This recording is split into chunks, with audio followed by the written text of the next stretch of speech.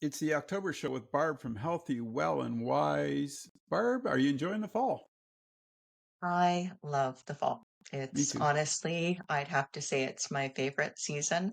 Love spring too, but the fall, it really lights me up, kind of like the colors and the changes. And there's nothing like a great walk in the fall when you see the colors. Like it Oh, opens your mind to possibilities. I always do believe that it because it's does. I want to share with Yeah. you once I was driving down this road way up north going to pick up my son in the fall, and it was just a little narrow dirt road, and it was in the Ottawa area, and it was big valleys and hills, and I Right. felt like I drove down it and I stopped because I felt like I was in the middle of a coloring book.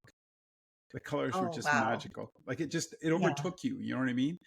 And you just Yeah. had to pull over the car and look around because it was just so amazing. So yeah, I'm with you on fall, 100%. Yep. But today we're going to talk about getting stuck in the muck. Do you want to elaborate? I will. And so the family memory analogy that I'll use for this was when my daughter was about 4, we were in Cayuga, and Cayuga is a really mucky clay place, and we'd gone for my sister's birthday. And so we're leaving there, and my daughter's got a balloon, and it got away from her, and my son being always my impulsive one goes running after it, and the lot beside them's not built yet, and it's mud, and he gets stuck like up to his knees in the clay. So my husband, also my impulsive love of my life, goes running after him.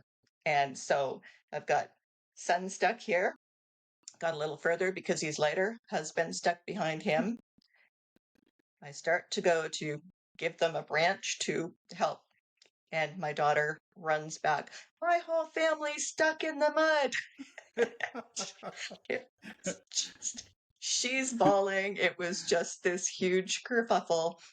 And it just got me thinking of how much we get conditioned through different traditions and patterns and habits over the years, that there's a level of attachment and adaptation, and we don't necessarily recognize until we're in our 60s that we're not being our authentic self, and the importance of understanding what that authenticity brings to ourselves and brings to every relationship, because it colors it all. Like the colors of the fall, you get to see all of the nuances, and once you start living as your authentic self, um, you do lose a few leaves here and there, and they may blow away never to be seen again, but the ones that you treasure, you still keep with you, and they stay with you, because they are attracted to that authentic self. Do you think a lot of folks, I like that because I think too, as you age, you understand better who you are as a person. I think that's Yeah. part of the transition Mhm. that you go through at certain phases of your life. And I think you get glimpses throughout your life of your authenticity. But I think probably being a business person, there's all the other worries, right? Yeah. Oh, I got to pay this bill, this taxes due, blah blah blah. All those things pile in, and I think I don't want to say you lose your authenticity, but I think sometimes it gets buried because of all the what life offers you. Does Mhm. that make sense? It totally does, because, you know, I think that we were maybe conditioned to believe that we achieve a certain level of stability and comfort, and that once you're there, that's it. Ah, But you kind of get there and you realize you want more, that you recognize there is more. But when you're stuck in lather, rinse, repeat, you've just been conditioned by responses over the course of, and through generations of responses and all of that. So sometimes you just recognize that it can be different. And I see that through my children, and honoring and respecting the people that they've grown up to become, and definitely through my grandchildren. Uh, I have a lot of faith, despite what may seem like chaos, that they've got their heads on a whole lot more differently than we did as children, and with a whole lot more perspective because Right. they're not so linear in their thinking. And I do think I want to touch on tradition for a minute because I think there's some aspects of family tradition that you will honor, but they're happy moments. But I think the diversity of each person in their own personality needs to be expanded so that they can see what their own potential is, because it's very Right. easy to fall into those traps where it's like, oh, this is what we do, this is who we are, this is what, Mhm. my dad did, I'm going to do this, blah blah blah. I think early on, one of the things I recognized, my we've talked about this on the show, my dad had a drinking problem, and I was very aware as I aged to be very cautious. It's good to have a beer, it's good to go out and enjoy the boys and have fun, and I pass it on to my kids because I'm like, this is who we are. This is one of those genetic things, maybe, I don't know, but you have to be Mhm. aware. And I think that's, you're altering it. Yes. You're changing the trajectory because you don't want to fall into those traps. And people sometimes have trouble recognizing that, don't they?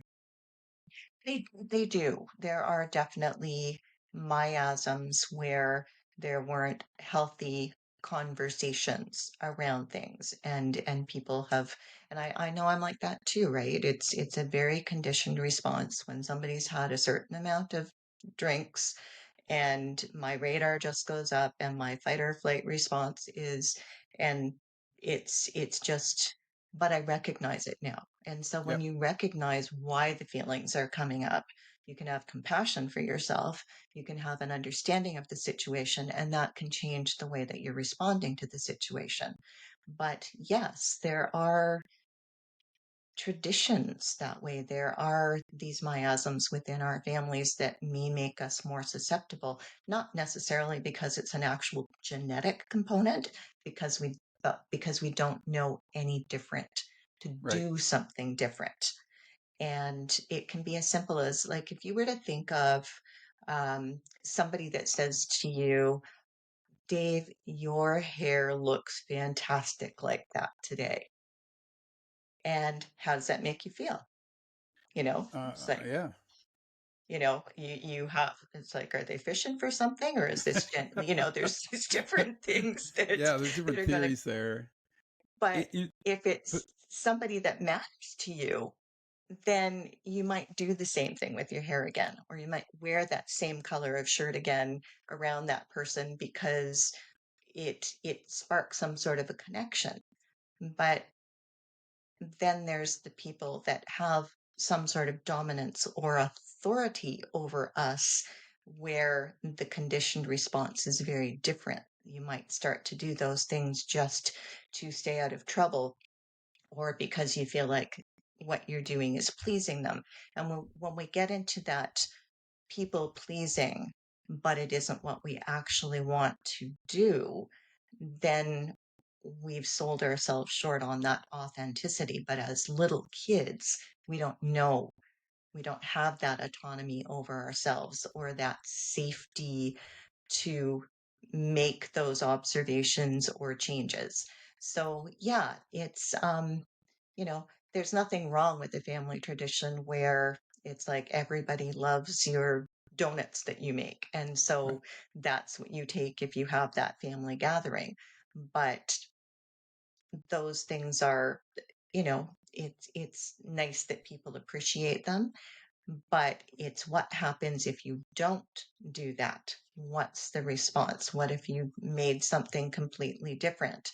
Are people suddenly going to come at you like, I was really counting on that and you didn't come through, and you made coleslaw instead of donuts? Like, how could you? And What were so you it's thinking? relationships that way. But when you are true to yourself, you're comfortable with the discord that might come with change, because Right. we can't grow without change. At the very cellular level of your body, all of these amazing It's things are happening constantly. in order for us to be able to grow. And it's no different in other aspects of our life, even when we're completely adult and over 60. There's two places I want to go on this now, because you got me thinking. All right, as kids though, when we're little kids, I Mhm. think we're probably at our most authentic because we're not afraid to say blah blah blah. You know what I mean? I think one of the things that for years when we did our programs and our summer camps, one of the things that I loved to see was two kids meeting. And as grown-ups, it was like, oh, where are you from? What do you do? As a kid, the only question was, what's your name? Yeah, It didn't go to those other secondary, non-important issues. It went to, what's your name? Do you want to play? And kids sort right. of, that authenticity among children is, we lose that. We lose that somewhere We because of what do. life brings to the table. The other part that you brought up, and I think too, I just want to quantify it because I think being authentic means caring. I mean, in my Mhm. in my book, because 3 weeks ago, me and my son were traveling. We were stopped at this grocery store, and the lady behind the till just looked like she was having a crap day. Like I just Mhm. remember looking at her and going, "Oh man."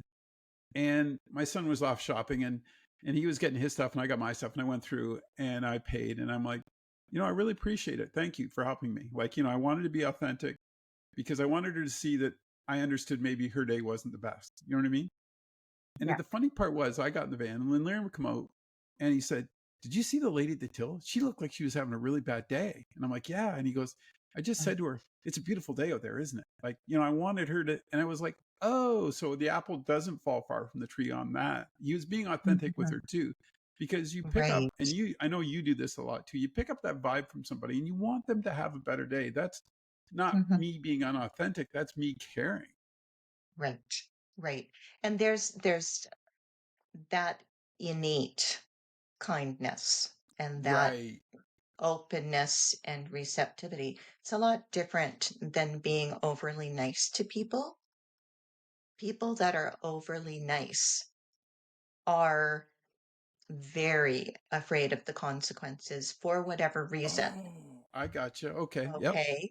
Whereas true kindness has no agenda other than the recognition that we're all connected and that that connection means something. So if you see somebody in trouble, there's no agenda to want or expect something from them in return. You just genuinely recognize that something is off and that you feel that, and that, you know, even if it's telling them that they have a really nice smile, or, Yeah. you know, hey, it looks like you're having a bad day. Is there, are you okay?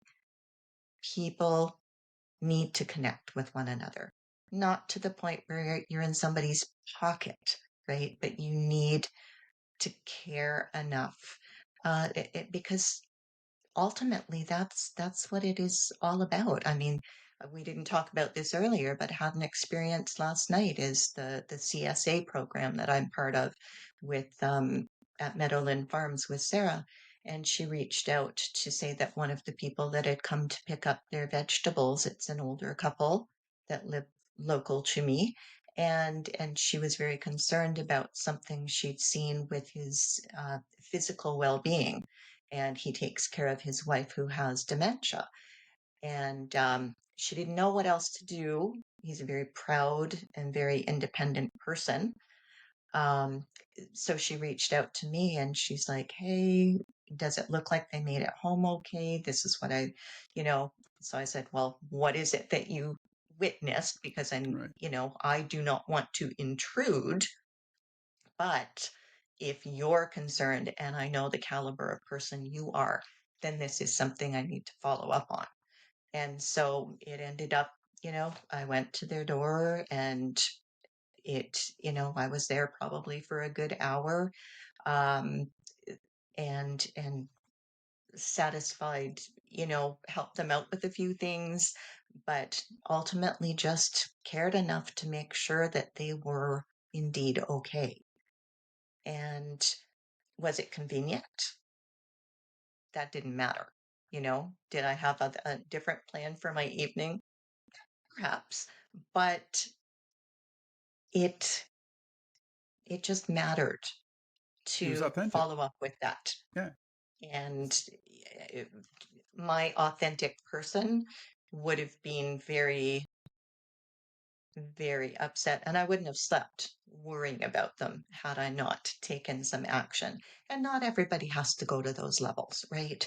But we do need to understand who we are and what lights us up as people, and conduct ourselves that way, and not be so worried about being the black sheep. Doesn't mean we have to be abrasive. It doesn't mean we have to be unkind when we represent ourselves. But it's really okay to stand on our own 2 feet and be who we really need to be. And every relationship that stems from that is going to be a better relationship when we learn to be honest with ourselves and with others. I think too, sometimes we're afraid to pay the compliment. I don't know why. I used to think, I think I felt that way a lot of times, but I realized Mhm. too, one of the things in doing this job and having so many interesting conversations, I like to tell people at the end of it, I'll say, that was a really interesting conversation. Thank you. I learned something, because it gives value to who they are. You know what I mean? Yes. And I think that's one of Hmm. the things that we're losing steadily is like, if you can educate me on something that I didn't know, and I'm an open mind to listen, and I can help you with something, wow, we might have solved the problem, or we might have made each day better for each of us. And I kind of Hmm. think that's sort of where I'm jumping to next is, how do we get unstuck? How do we get out of the muck? Yeah, it's a work in progress. And there has to be an openness and an acceptance that we're not perfect beings as we are. Um, Yet you have to want more, and you have to want to be willing to do the work, because it is work to grow as a person. You have to want to be accountable, and some people don't, and that's their Who they journey, are. and we have to accept them with where they're at. But there's that acknowledgement that people are watching us, and they will see that something shifted or changed, and that we can be a mirror for them to grow. And yeah, so it's isolation. New studies Yes. have proven that a person feeling isolated is as bad as smoking 15 cigarettes a day. Wow. That's what it derails your immune system as if you smoke 15 cigarettes a day, if you constantly feel isolated. So that's That's a pretty big thing in, powerful when you yeah, think about today's it. society. That's a big problem. It's a huge thing. So we need to connect. There has been a lot of division, a lot of disruption, but through that disruption and those changes, there's a lot of positive that's come out of this. I know we've had conversations seeing where our kids are going and what they're at, despite that it's so much different from what we taught was the path to go. Right. That there are still new frontiers out there, and but it is about that connection, and not being afraid of being uncomfortable when you're growing and learning. I think too, and I mean, this is just my opinion and you can share yours, but I think if you're stuck in a situation like that, I think the clarity usually starts when and you and I talked about this off air, is when you take that moment for yourself and wonder or think about who is the best you. You know what I mean? Um, I had this one a couple of weeks ago, and this is something that made me think too. I asked somebody, when was the last day you were happy? Yeah, And it kind of resonated, right? Because they had to think about it. And I went, oh boy, yeah. right there, that tells me Mhm. there's some things that you might want to talk about to somebody. But I think too, just that one, taking that moment outside, and I always preach this about exercise, but I do think it's sort of the course, is just allow yourself the walk to think about who you are, and don't get in your own way. Right. It's a 10-minute thing. Do it every day. You're going to find your way through some of these situations that you're stuck in, Yeah. and that muck's going to disappear. It's going to dry up. It will, and even if you have to chisel it off your boots, it's there will be a way to get through that. And, the correlation with our immune system and our immune health, especially going into the darker months, we do need that Oh, outside time. yeah. We do need that fresh air. Make sure you're getting windows in your house opened, periodically to freshen the air. Um, we need the sunshine. You need vitamin D3. Vitamin D3 is going to help, your bones, your mood, your whole immune system. And so there are, the everyday things, but connecting with nature first is one of the most important things because we need to ground ourselves if we expect to be able to be grounded in our relationships. I think we got to do one down the road on just the sights and sounds around you, because I think that's a Mm, secondary issue yes. that we could talk about. How do Mhm. people get a hold of you, Barb?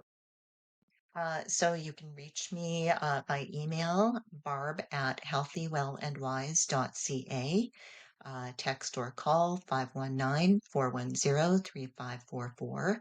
And you can always check out my website, healthywellandwise.ca. Thanks for doing this great conversation today. Really enjoyed it. Take care. Me too. Thanks, Dave.